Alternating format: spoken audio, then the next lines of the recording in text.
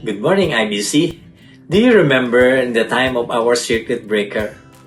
It happened from April 7 to May 4 and extended up to June 1. Most workplaces were closed, gatherings were limited, and the school children stayed at home for their home-based learning. Restrictions were tightened, social distancing were observed in order to avoid the spreading of this coronavirus. And this is exactly the same thing happened in the Garden of Eden. When the virus of sin entered humanity, sin became the connection breaker of this intimate relationship of a man to God.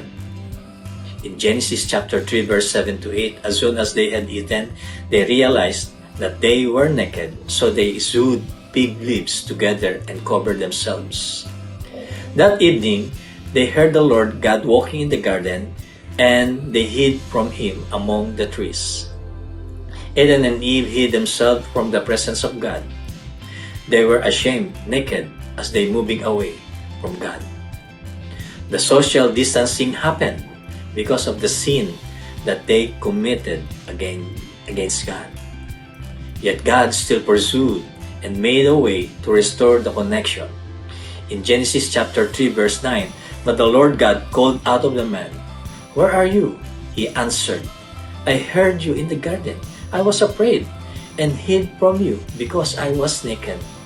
And the Lord God made clothes out of animal skins for Adam and his wife, and he clothed them. The same thing. God pursues and God provides blood of sacrifice through Jesus Christ's death on the cross to cover our nakedness, shame, and guilt from this pandemic of sins.